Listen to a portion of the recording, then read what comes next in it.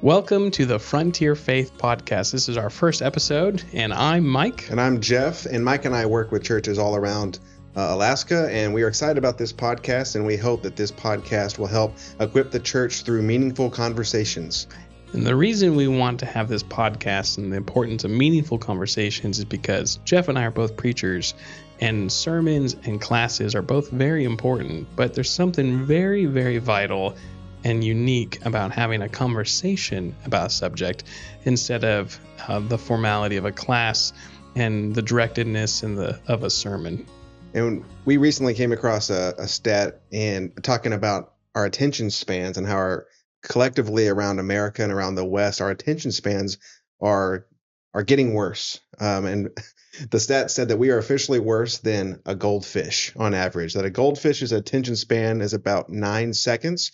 And our attention spans are now about 7 seconds.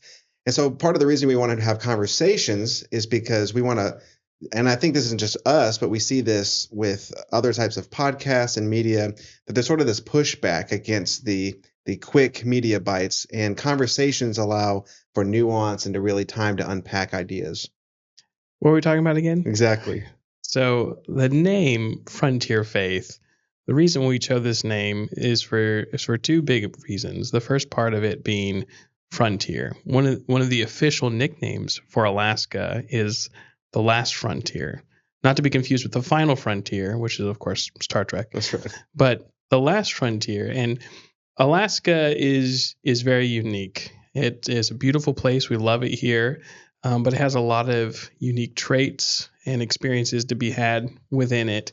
And since we are both ministers here in Alaska, and also because the diversity within the state, and also because we don't want to just be scholars or bookworms of sorts where we're just isolated inside a room. We want to be front lines, moving forward, being sent out. And so Frontier really encapsulates that spirit of Alaska, which we see honorable of let's go somewhere new and not be stagnant. And then the second part of it is the faith, of course, which is a twofold meaning of the collective faith of Christianity, as well as the personal faith of individuals, which Alaskans have, a nickname for an old-timey Alaskan is a sourdough. Mm-hmm. And so getting to hear the faith of sourdoughs, hearing the faith of Alaskans, and being able to create an environment for them to share what the Lord has done through them is going to be a very rich experience. And we've both, helped facilitate funerals, and a common emotion that we share in those times is people's lives and journeys are very precious, and what the Lord does through a person's life is very profound. And I sometimes have a sense of like, man, I wish I knew this person more. Yeah. And we really hope that this podcast is a tool in which the churches in Alaska and throughout the world can become more integrated and to become more connected in our fellowship and hearing people's walks of faith and what the Lord has done and is doing through them. Yeah, and one of the beautiful things about the churches in Alaska is a phrase I've heard often used is that there's a sort of inherited unity in the churches around the state. And there's a lot of stories. It's a very storied, beautiful story of the church in Alaska. So I'm really excited to not only unpack ideas with you, but as we have guests on here to think about some of the history and what God has done in the past around the state, and also what God is up to presently and where things are going. And so part of that excitement is not only to have guests hear stories about Alaska and things going on, but also we'll have some guests on here where we can perhaps think through some ideas as we're thinking about the idea of frontier faith. There's a lot of issues, there are a lot of cultural pressures, a lot of ideas that are really pressing against the church. And so having the longer form conversations to be able to unpack some of these ideas and how might the church be equipped to live out its calling as the church. one of the verses that I think about often is when Jesus talks about how um, on this rock I'll build my church. He says that to Peter, and he says, "And the gates of Hades will not prevail against it." Mm, And so sometimes I am guilty of thinking of the church playing like defense. And there's things that we need to defend, but the church is on the move. The church is sent. Think about the way Jesus speaks to his disciples in John 20, verse 21. As the Father has sent me, so I am sending you. The church is sent into the world. And so some of these ideas that we want to consider and think about are not just to have fun hypothetical conversations, but as we think about Ephesians 4, which is a passage we'll unpack in future episodes, there's that equipping language is really important, that the church is equipped and sent to do something and to be the church of God's intent. And so Mike, one of the things that at least I've been able to experience, we both, you and I have both grew up in Alaska, and then we moved out of the state, and then we got to move back, and now are in full-time ministry in Alaska. mm, And I've been able to really enjoy in that contrast, or in that getting different perspectives and seeing God's and Christ's church around the world. There's a beautiful unity in the church. There's a uniqueness to the church and to the congregations around the state. And so why don't you speak just a moment about, like, how did you get back? You grew up in Alaska, but how did God bring you back here, and what have you seen since you've been here? Well, there's a lot of different moments in which I think the Lord nudged or shoved things into place to bring us back here, and a lot of different encouragement from different people. And you and I both went out to do mission work in South Africa and ministry elsewhere after that. And in that time abroad and away, there was a fork in the road time where my wife Annie and I were praying about what to do next. And I was sitting at a coffee shop in Texas, and Alaska was a very viable option for us to possibly pursue. And I was reading Matthew chapter 9, and was reading about the lame man, the paralyzed man that Jesus heals. And in verse 7, he tells the man, "Rise, pick up your bed, and go home." And as Alaskans know, that our area code for the state is 907. Mm-hmm. And so Matthew chapter 9, verse 7 was telling him, "Rise, pick up your bed, and go home."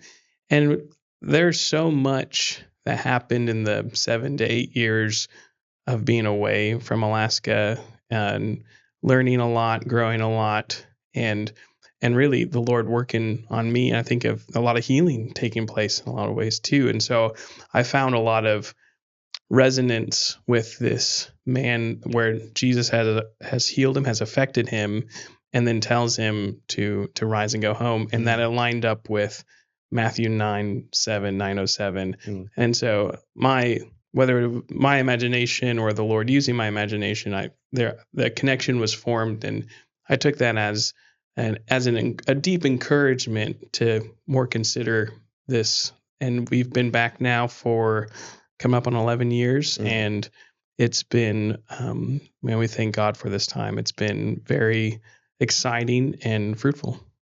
So as you've come up here now, you said you've been here about 11 years. What have you learned about the church in Alaska, the congregations around the state? Not that you didn't know it before, but now that you have ministry glasses on, Sure. and you're also an adult now, what has God shown you about the uniqueness of the church in Alaska? Well, there's several things. One is something we see also in foreign mission environments, and that's where the churches, the congregations, have a really wonderful unity and connection with each other. And there's an awareness of one another and camaraderie that goes back decades now, over half a century, and has continued for the most part to really develop.